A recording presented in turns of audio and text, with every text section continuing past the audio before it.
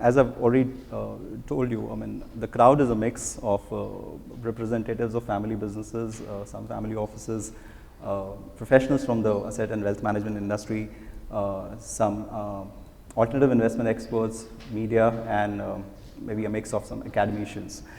So, idea behind this forum is purely to get insights from the families in terms of what they are looking for, what are the challenges they are facing, and how are they looking at this concept of family offices. So, to start with, let me just ask you, to take us through maybe a brief history of your family business over the last few decades. Thank you. I'll refer to some notes I have from our prior conversations, if I may. Sure. But I just want to start by saying one thing. As we go through our discussion for the next half an hour today, you'll find that I'm an optimist. And Mark Twain, I think, said, a pessimist is someone who knows too much, and an optimist is someone who knows too little. So please grant me that. Okay. Now, I'm a third generation entrepreneur. My grandfather started our family business. He came from a little town called Chadawa in Rajasthan, and he built a trading business. And somewhere along the way, he got into industry. And post India's independence, they grew their businesses rapidly. And he was featured as one of the icons of Indian industry in Freedom at Midnight, which is a tome on Indian independence movement, etc., etc. Our family businesses were cement, ceramics, sugar, trading, chemicals, and a wide range of businesses at that point. Now, we are a third generation business family now. I came into business in 1990 after graduating from Columbia. And when I came into business, the chief determinants of success were strong operations. Did you have strong financial controls? Did you have good cost management? Did you have a good distribution network, and so on and so forth? By the time I came into business, these things were almost given. So to use a mathematical parlance, these were necessary but not a sufficient condition for success. So by the time I came in, the game had moved from just strong operations to also good strategy, which meant creating moats, harnessing the financial markets, sound capex decisions, because free markets were coming in, this whole shortage economy was going away. So the capex decisions were becoming very, very important. And in the last 10 years, I would say, the game has changed again. It's evolved again. It's moved from operations to strategy then, and from strategy to culture today. The determining variable of a good company today is good culture, which means, can you make decisions with speed? Can you make decisions where the whole team buys in? Can you make decisions for the long term to go through business cycles and so on and so forth? And this requires not just good strategy or good operations, but a good cultural insight. So we've seen this evolution. There's a person called Jerzy Gregorov. He's a Polish person, he's a world weightlifting champion. And he made a very simple comment. He said, hard choices, easy life, easy choices, hard life. So we've made some easy choices, which I call them mistakes. We've made many hard choices, and we are here today. We were very happy with what we've done, and it's interesting times, to be sure. So, on that note, I'm very curious to know how the succession planning unfolded over the last couple of generations. How did you guys, structure the businesses or family interests in different businesses? If you could just throw some light on that. Sure. So we have obviously professionalized our businesses. Family members are less involved in day-to-day because of our scale. We're doing things that fit into our own temperament. We are doing things that are necessary. We've also distinguished shareholding from management. So we don't impose even a dividend policies on the companies we have stakes in. The companies must decide dividend based on their needs. Coming back to the business for a second, So the way we look at business, it comprises of 5 or 6 different things. It comprises of a business strategy. It comprises of structure, the way you organize it. It comprises of people. It comprises of decision-making processes. How do you delegate? What decisions come to the board? What decisions are done in middle management? What decisions are done in senior management? It also depends on the reward systems. Are there ESOPs? Is there a bonus? What do you reward? Do you reward only quarterly or yearly performance, and so on and so forth? An overlay of this is, what are your symbols? What do people believe do you stand for? We've evolved all of this at the business level, at the family level. My daughter graduated, she went to Wharton, she graduated a few years ago. And the only piece of advice I could give her when she was starting out, and she had just started out, and she was going to work at McKinsey. And I said, look, the thing that you need to succeed in life is versatility. You have to evolve, and that's the game. Okay. And if you have that, everything else you can learn, unlearn, do well, do not so well. But that's the game. There's an old Satyajit Ray film. It has 2 soldiers looking at a big imposing fort. And the young soldier is asking the older soldier, what a strong and formidable fort. How do we ever conquer it?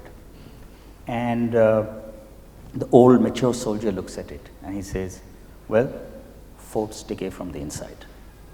And in modern day parlance, in business, it means you have to make sure there's no complacency, which is what I tell my kids.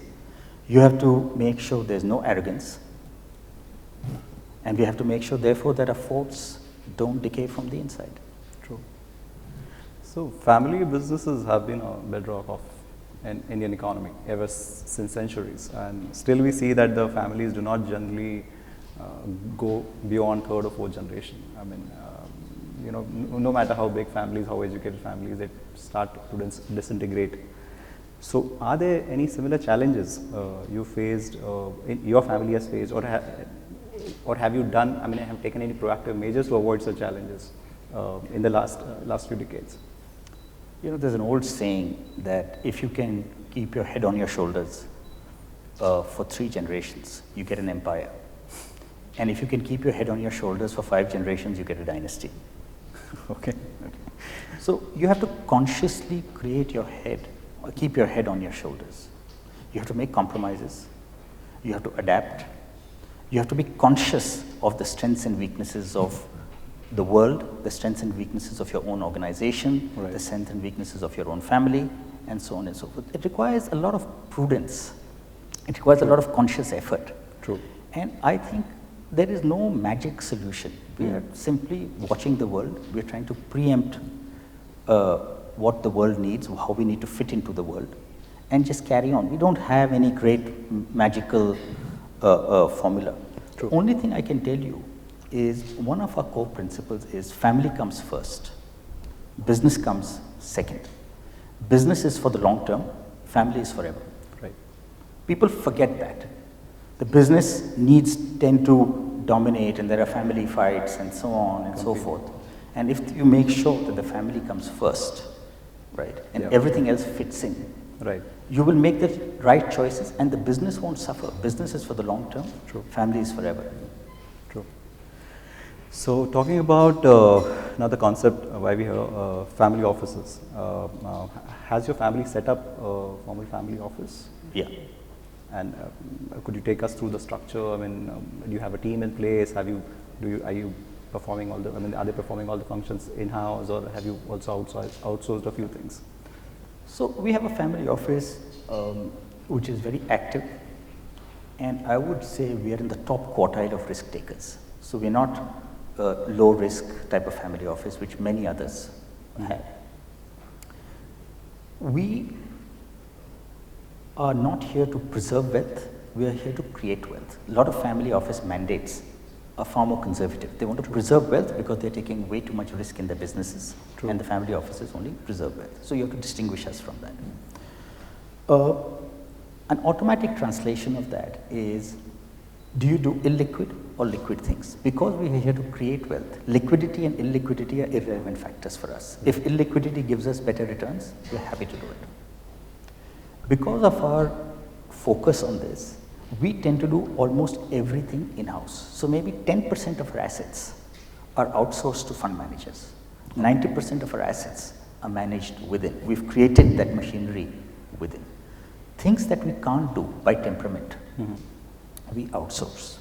So for example, we were introduced recently to a tech fund, and we committed capital to them because our temperament does not allow us to do technology investments ourselves. Okay. In real estate, we've tended to play in multiple buckets. We've tended to put money into some funds for exposure into certain geographies, certain strategies, Yeah. but bulk of what we've done is in-house. Now, we divide the world into 5 buckets in our family office. One is private equity. Okay. Second is public markets. Third is structured credit. Fourth is real estate. And the fifth is treasury, which is short term. Okay. And we tend to move assets from one to the other on a relative value basis.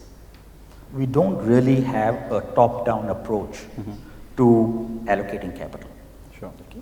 And then we try to match that to our own temperament. So for example, within all of this, we think private equity and public markets compete head-on. There was a time when public markets were cheaper than private equity. There was a time when public markets became far more expensive than private equity, and so on and so forth. And we would allocate money on a relative value basis. Right. Similarly, structured credit sometimes gives us good returns, and we think it's a better asset class to be in as compared to private equity or public markets. Now, that's not a direct comparison, but you have to sometimes compare apples and oranges, Right. which we end up doing. Things that we really focus on are early stage private equity, where we want to build businesses. And we can therefore invest in these businesses for 10 years or 15 years. These need not be new economy businesses, they can be old economy. So we invested in a startup logistics platform. We invested in a startup hotel platform. Okay. We're looking at a bunch of early stage startup insurance businesses. Okay. So we invested in a bunch of startup NBFCs in the past. And we will invest with a 15-year view. So that's one of our sweet spots that we've discovered. The other sweet spot that we have is structured credit. Okay. We think on a risk-adjusted basis that can give us a lot. And then opportunistically move into various things. Our benchmark is not Nifty. Okay. Nifty is a representative sample of what's going on in the country. That's how the Nifty is created. Now, we don't invest in everything that's going on in our country. We invest in a very small subset. Our benchmark is the Nifty Quality Index, which is a subset of Nifty companies which have high return on capital employed. And their returns, Nifty Quality Index, over 10 years has done, I think, 250 basis points better than Nifty. So if someone tells us, oh, we beat the Nifty, we almost ignore it. So we say, how much do you beat the Nifty Quality Index by? Okay. So our threshold returns that we work for are at the minimum 15%. Okay. Which is more like the Nifty return. More realistically, it is 18%, which is the Nifty Quality Index type of return. And for taking private equity and other illiquid type of risks, we are able to get 25 to 30% annualized returns. Right. And depending on what our view of the world is, we'll move up and down that 15% to 25% type of risk that we will take, and over time we'll discover whether our bets play out or not. So, staying on the topic of investments, also read recently about you setting up a family office consortium to get some families together to invest. And I remember you telling me about this being a chapter of a global, similar global network of families who invest together. So if you could share more light on that. So we have an informal club of super high net worth international investors. It's got people like Henry Kravis, not KKR, but Henry Kravis individually. It's got John Mack, who used to be chairman of Morgan Stanley, a bunch of other families in the US, us in India. And it's not a formal setup. We have a permanent capital vehicle. And then some of these families co-invest alongside this permanent capital vehicle that they've invested in. And we try to do deals in the space areas that I just described. Sure. And we are trying to set up a similar independent club of high net worth families where we can share investment ideas and transactions. People can bring domain knowledge. People can bring certain relationships. People can bring skills post-investment in helping these businesses. So investing is easy. Building a business takes a lot of energy and effort. So we want to be a part of clubs and networks where we can help build businesses, because that's one of our core strategies. And this consortium that we're trying to set up now in India is to synergize on that basis. Now let me give you examples of some of the things that we have seen. Yeah. Okay. Now I'll give you some publicly known examples, and then I may give you some personal examples that may not be so well known. Now, I don't know how many people over here realize that HDFC Bank today is market cap is, I don't know, 85, 90 billion dollars. Okay. Is bigger than Goldman Sachs. In order for us to appreciate how much money you can make in the financial sector, in 1995 we didn't know. Right. Only by interacting with other people who had made money in the financial sector globally did we realize that this is the upside in the financial sector. Now, this may not be the best moment in time to talk about the attractiveness of the financial sector, because cyclically it's going through a down. True. Right? But over long periods of time, we were quite ignorant. We only discovered the joys of the financial sector in about 2000. And we said, this, as a percentage of GDP, has got to grow. These are levered bets on the Indian economy. Let's play. It's a huge untapped potential. Let's play, and so on and so forth. So our early investment was, seed round investment was in a company called India Bulls.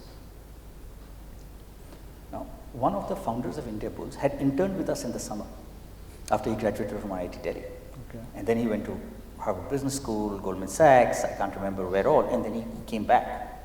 And he was one of the founders of India Bulls. That's how we came into India Bulls as a seed investor. I think we exited with a 50x return. There are stories of great entrepreneurs everywhere. Through one of our friends, we met a company called KSK Energy, based in Hyderabad, started by an entrepreneur called S. Kishore. We did bridge financing with him for a couple of transactions.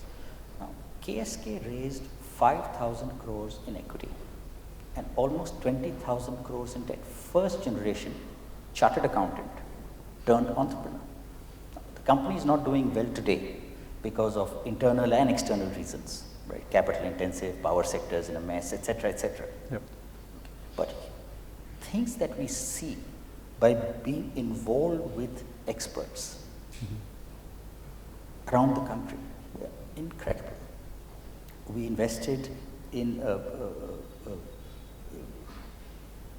a company which does cold chain logistics because it's a proxy on the consumer boom. Now, again, these ideas come because there are people who understand the domain, okay, who understand what's going on, and then they can translate that into business opportunity. Our aim is to replicate that again and again through this. Sure, but do you see other families also opening up? Oh, yeah. See, the larger family offices understand the benefits of this. The smaller family offices are way too conservative to play in a lot of these asset classes. So for them, the benefit may be marginal. It may be interesting to know, but the benefits may be marginal. Sure. The one thing very interesting, which is just striking me right now in our conversation is whenever I'm speaking about this concept to any of the other families, of course, investments is something which is dear to everyone. But the issues always on the mind are governance or succession related when they talk about family offices as a concept. Interestingly, it is not even featured once in your conversation, which actually shows to me that the family is structured very, I mean, you've been able to clearly structure it out and get the priorities right from, as a family, I believe. That's why the entire focus on investments and, certain issues are completely missing from the talk. So which is a good sign for families in such, I think fourth or fifth generation? No, third. Third generation, sorry. So third generation, it's I would say it's a very good sign for things to come. No, we think deeply about succession. I mean, you're seeing succession problems in the Congress party today. Yeah. Right? So for a family business to have succession problems is no big deal. Every family will have it. It's a question of how you address it. So on the downside, the way we look at succession and transitions of that type are, we have a very Darwinian view of the world. So if you believe in the theory of evolution, you have to understand that evolution is a relentless process. It's not forgiving. If you don't adapt, you're done. Okay. You can't say, I'm a nice guy. The evolutionary world doesn't care. Right? You have to be fit for the purpose. Yeah. So therefore, as new generations come in, as time passes, even if new generations don't come in, you have to evolve. Right? Okay. So that's the downside. You have to understand the Darwinian nature of the real world. Now, the tips I give to our children or to my nephews and so on and so forth, a couple of simple things. One, be your own person. Don't be influenced by the success of your parents and uncles and friends and relatives, because it may shape you, which is good, but it may also shape you in the wrong direction, because the world you're inheriting and you're going to live and believe fundamentally different from the world we have lived in. Number two, and Bill Gates said this brilliantly, you can do anything you want, but not doing anything is not an option. So if you want to be an artist, that's great, but you can't be a beach bum. True. This is what we tell our children and the younger guys, okay? Follow your passion. Third, we try to show them that the world is indeed volatile and you have to ride this volatility.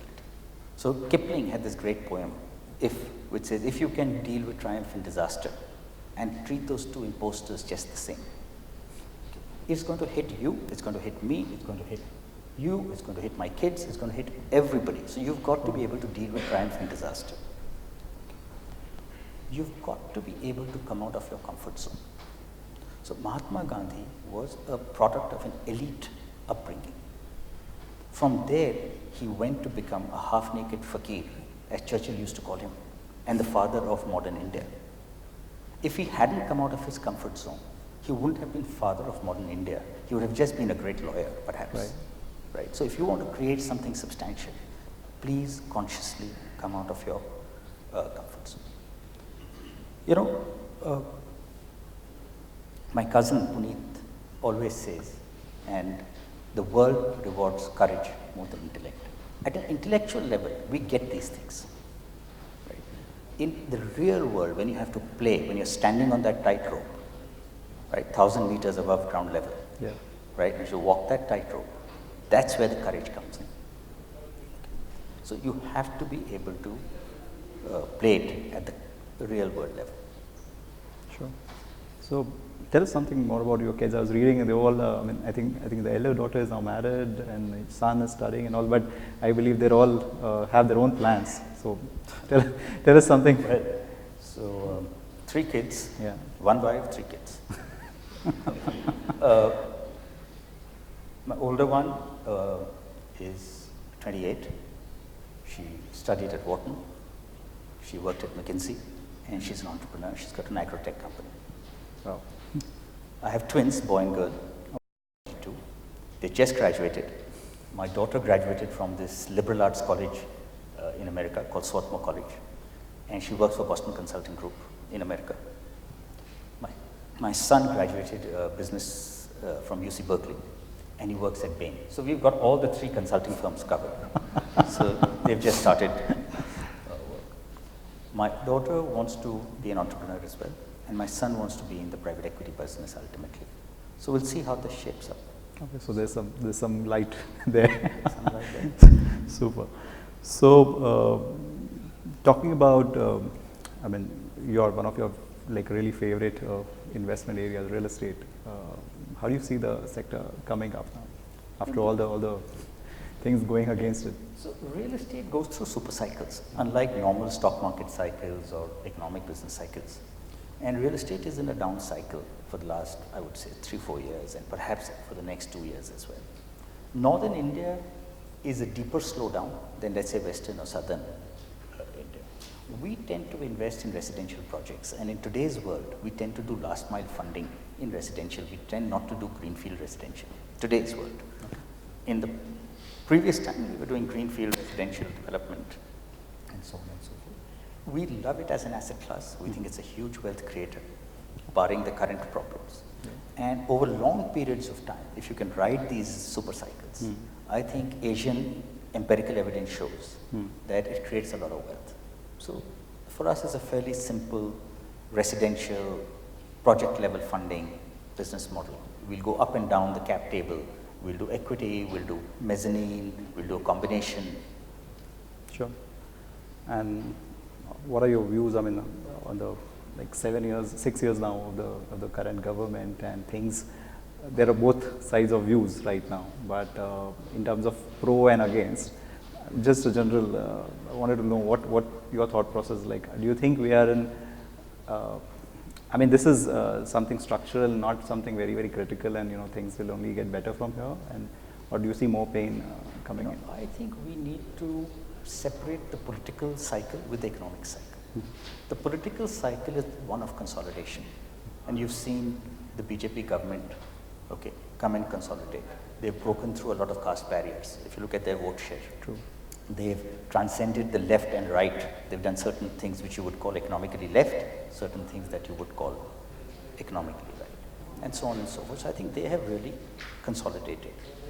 Economically, of course, we are in a down cycle. If you read the Goldman report from a few weeks ago, prior to the RBI dividend, it showed how the slowdown actually started early last year. We didn't realize it until Diwali last year that there was a slowdown.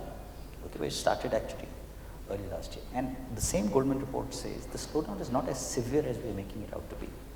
Sure. A lot of the severity that you see is inventory effect.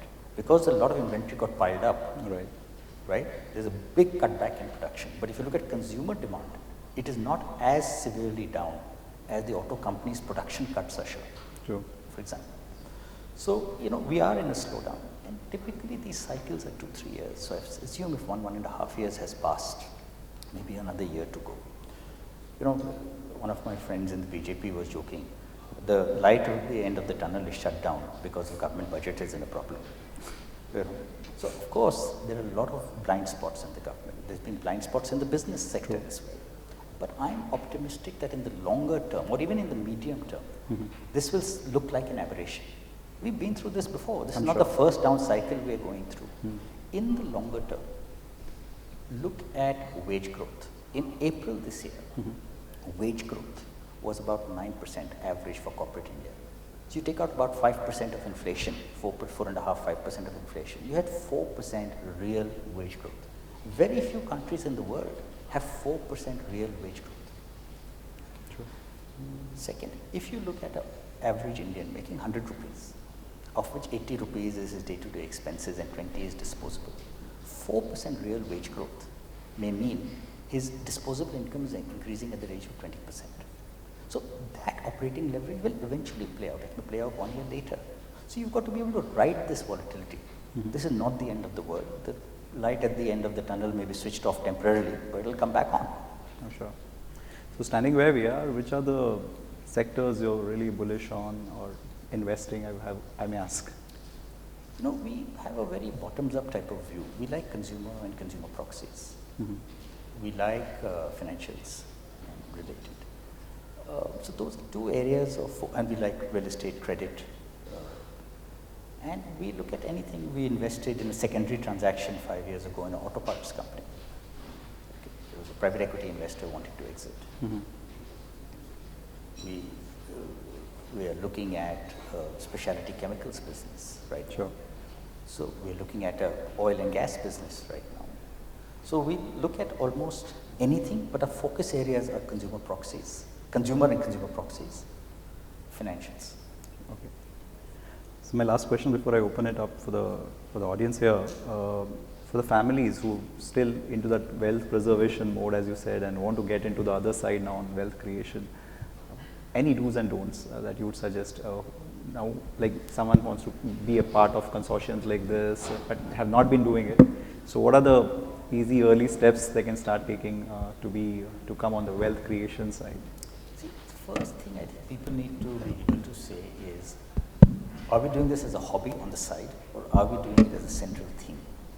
You must know, you could do it both ways. True. You could do hobby, oh, it's interesting to meet all these young startups and do this stuff. You must recognize, is that what you're doing? Or do you actually believe early stage tech investing as an argument can make you money? Two, you have to invest for the long term. You can't tend to say, oh, the stock markets are down. Maybe that's the best time to buy. So you have to have very strong operating metrics on the basis of which you invest, not the mood of the market. So you have to be able to ride this volatility of sentiment. Third, you've got to know what your own skill set is and play to that. Not everyone can do real estate structured credit. I can tell you that people who have tried have had their head handed to them. Right. So you've got to be able to play to your temperament. Sure. So great. On that note, can I quickly open it to the audience if there are any questions? Yeah.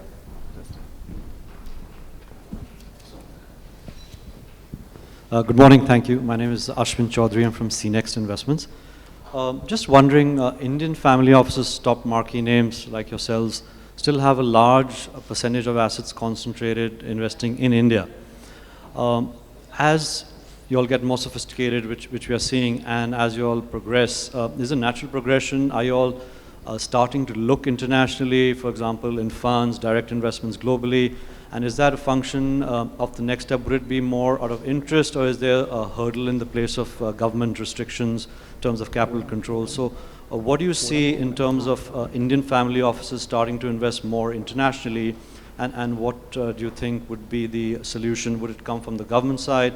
Would it come from, say, corporate structures that you all have set up abroad? So maybe if you can just throw a little light on that, I'd appreciate it. Thank you. See, first of all, there's a regulatory reason why Indian families cannot invest abroad, or there are restrictions on how much they can invest abroad. So if my business wants to buy a business in Europe, that's possible, right? But if I want to invest in European equities, there's only so much I can invest. We have a holdco, which is called Dalmia internationally, and we use the proceeds of that holdco to invest globally. We don't invest from here, and that money has been created through some investments from here, right, and then retained earnings. And we have now a pretty large corpus offshore. We tend to invest in private equity. We tend to invest in structured credit offshore. And we've had good relationships with a lot of the big fund sponsors. So all of the big fund sponsors, for example, have friends and family programs. So we are in KKR Americas 13, which is a standard American private equity fund. We are in a structured credit fund of Blackstone called Tactical Opportunities, which is a global structured credit fund. We're in a European restructuring fund of Apollo Private Equity. We're in Clearwater Capital, which is an Asian structured credit fund. Then we co-invest with some of these. We're in a Chinese NBFC. We're looking at a tech play, and so on and so forth. So I can tell you what we've done. What the aggregate numbers are, I don't know. I know from friends that people are looking to diversify the assets outside of India. So they're going into international funds and things like that. But most of what I have seen has been low on the risk return spectrum. It's all the low risk strategies that are playing out right now. I don't know how many people from India are putting money into private equity funds or into private deals and stuff like that. I think they're staying reasonably liquid on the international allocations. Thank you. Hi, this is Himanshu Gupta from Fuzzy Logics. Gaurav, that was wonderful. I mean, what you gave us lots of ideas. I have a question about investment strategy, and not from a very different perspective. You and your 3 kids, they invested in education in America, right? So do you think that was a better return than, probably going to an Indian institution? I'm not sure I understand the question. So you said you're from Wharton, your kids went to US for education, right? So you in a way you invested in education, but from an American institution. So was that a better return to invest in education from an Indian institution as compared to an Indian institution? Well, I hope so. The reason I think American education is at a premium. Mm-hmm. The most hardworking people in the world that I know, on average, are Americans. Maybe now Asian countries are beating the Americans to the game, right? But traditionally, the most hardworking people in the world are Americans. So there's something to be imbibed by living and working in the United States, which is not just narrow education, We're just living and working. So that's one added benefit and quality of education. If you take just quality of education, Indian education I think is at par with the rest of the world, more or less. The second benefit that you get from international education is you learn to become more independent.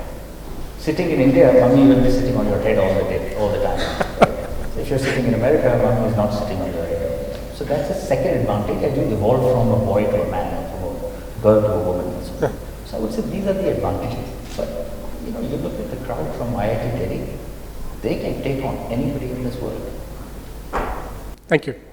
Hi, my name is Ashish, and I'm here because my family is a client with one of the people that is associated with this event. I mean, I actually work with the UN, so I'm not so involved in the family business here. But I guess my question is to something that was mentioned in your biography. I mean, you're part of the INET, which is Institute for New Economic Thinking, and I'm actually part of the Young Scholars Initiative, so it's quite rare to run into someone in the Delhi context from that country. Yeah, good to meet you. So, I mean, you're obviously interested in the larger questions of, and the more fundamental questions of what an economy should be structured like and what is the whole purpose of all of this. So, I mean, how do you try to or seek to incorporate, for example, the mission statement for new economic thinking, you know, which essentially, for people who don't know here, is essentially trying to build economic models for people and planet. I mean, you know, to put it very shortly, in your in the strategy of your family offices and the long-term investments that you plan and so on and so forth. So, you know, for example, do you avoid certain sectors altogether, like tobacco, oil and gas, and weapons manufacturing, for example? But that's the very, very basic. But even beyond that, how do you seek to incorporate those in your work? I mean, do you look at ESG ratings? Do you look at things like, you know, how can a B Corp certification be brought into the Indian markets and so on and so forth? You know, so essentially, how do you link your interest in what you do at INET to your own work that you do here? For the benefit of the audience here, the Institute for New Economic Thinking is an economic think tank funded principally by George Soros. In New York. And my motivation to join the governing board was there are best practices from around the world that India can learn. There are best practices that India can export to the rest of the world. And if we can help facilitate that, that's a great thing. So that was my motivation to get involved with INET. The side benefits of being involved with INET from a business perspective, there are a lot of people from the hedge fund world and private equity world who are members of the board of INET. You get a lot of perspective from them as to what's happening. What would possibly the next global slowdown look like? That's a question that we think about. There is no answer. So we get those kinds of perspectives through that interaction. We haven't used any of INET's real research or work directly in our businesses, but I think the perspective value is real. Sure. Any last question? Oh, there are quite a few. Okay. Just yeah, man. Please. Thank you, Mr. Dalmia. I think it's the first time I'm actually listening to you. You know, sitting on a stage. So I think when she comes to our office, we have to listen to her. So now it's my opportunity. Thank you. So I think a lot of things you spoke about. You know, telling your children to not be complacent, not be arrogant. You know, be versatile. I think there are some great takeaways from, you know, what you've said, and I think I will pass on a lot of it to my daughter. But, you know, the one thing I'm going to ask you, and not related to investments, is that, you know, you went to a great business school. I mean, you're third generation businessman. I think you've set up like one of the most, I think, evolved family offices that I've worked with in the last 2 decades of my career. So along the way, I think, is there anything that you feel you could have done differently, or, you know, if there's something you would have changed about these, you know, you started in 1990 to say the last 3 decades? You know, I would say if I had to reflect, we were not bold enough in doing what we had to do. We are today much bolder than what we were. And I wish we had become bold a lot earlier. And bold does not mean reckless. Bold means calculated risks and so on and so forth. So that's one thing. The second thing was we professionalized ourselves a little bit later than we should have. So the talent pool that we could have created, we didn't. Now we do have. So I would say these are two great learnings of what we could have or should have done differently over the last 25 years. Super, so Thank you. can we quickly take the last two questions? Yeah. Hi, Mr. Dalmia. Thank you so much. Fantastic insights that you give us. And thank you for sharing such personal information. My name is Piyush Chawla. I run a very small family office. So my question is about ESG investing as well as the impact investing. Do you have a different set of parameters? You mentioned some IRR numbers for private equity and public markets, but do you have a different set of numbers for the impact investing, or how do you view that bucket? We haven't really done impact investing the way it's being done today. So what we end up doing is we'll make investments and then we'll put money into our foundation that will do impact work, but through charity type mindset, not through impact. We've never married a good cause with a financial investment thus far. So we don't really have a trade-off. How much are we willing to give up? Are we willing to give up 100 basis points of return or 200 basis points of return for a better cause? We've actually never made that trade-off. But if I had to make that trade-off, I would say you've got to be prepared for at least 100 to 200 basis points of giving up return for a better cause. Sorry. Yeah, quickly. Hi Gaurav, thank you. I'm Shruti, I'm from Legacy Investment Managers. I want to understand, like as you mentioned rightly, that family comes first before business. That we have been seeing and meeting many family offices, and that is what everybody wants to do. But practically, the new generation, especially the generation now, would prefer to have the process for the succession planning, because that thought process with the earlier generation or any XYZ reasons, and to have this consistent family above business. I would like to understand what process your family office follows for the family succession planning, with an experience of 3 generations working on this area, and what do you suggest about it? On a lighter note, I can tell you, this is the new economy. And the new economy works well when fathers work for their kids. So I've convinced my father to do it. Now my son will convince me to do it. So that's the way. On a more serious way, I think you've got to be able to define the parameters of what the needs of the different family members are and how you're going to achieve them. The needs may not just be economic, they may not just be in business, and so on and so forth. So you've got to be able to fulfill 70-80% of everybody's needs. Yes. Right. That is, succession planning is a subset of that.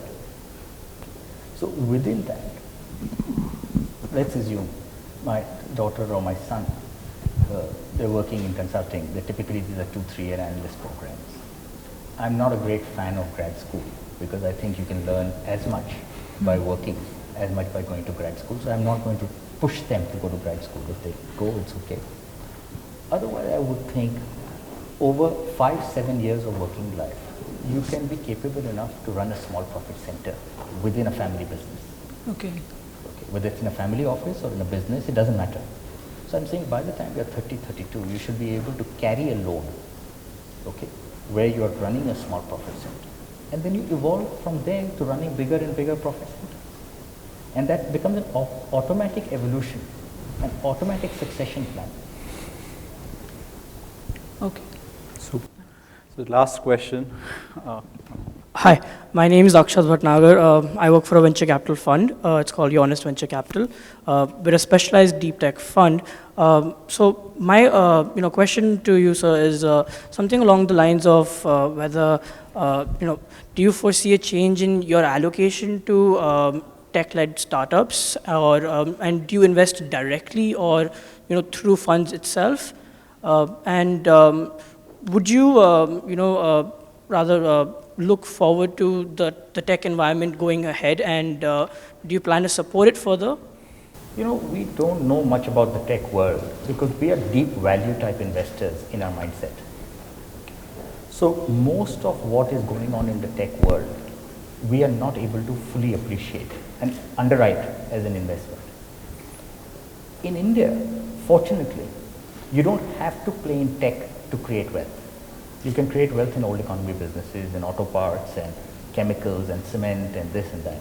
Okay? So there's no great pressure on us to say, let's play tech. Unlike in the Western world where industrial and service businesses are quite mature and the difference between tech and rest is quite large. So that's one comment. Now, we do tend to play tech.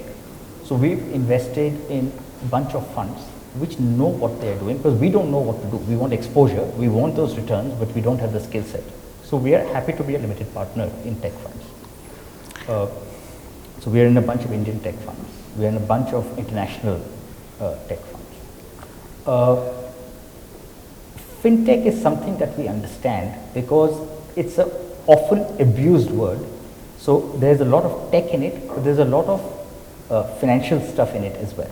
So in some of the fintech companies, we've invested directly as well. But other than that, we're happy to be a limited partner. The empirical evidence of tech, by the way, in India is not that much better than non-tech returns. Okay? So we wonder, how do you create that extra return? Which means you have to be very selective in the kind of things that you do. Okay? So we are still kind of formulating our strategy, but it is pretty clear we'll be a limited partner. We won't be able to play this directly. So you said that your allocation is somewhere between 10% to the funds. Do you foresee that changing ahead, or is that going to be somewhere along the lines of 10% itself? No, I didn't say 10%. Just Oh, I'm so sorry. I misunderstood. so yeah, we are very bottoms up in our view. We don't have an allocation, and if we think tech is in a bubble environment right now, so we're not dying to invest more in tech, just from a macro perspective. But if good ideas come our way, and we are in the midst of closing one a tech fund investment right now, if good ideas come our way, we'll happy to look at it. Thank you so much. Super. So I think on that note, we'll wind up this session. Thank you so much for coming here. Lot of insights and importantly, a lot of quotes for the next book that we're designing on family offices. So I'm going to include a lot of these things that you talked about. So thank you so much, and we look forward to having you in future events as well. Thank you. Yeah. Just a sec.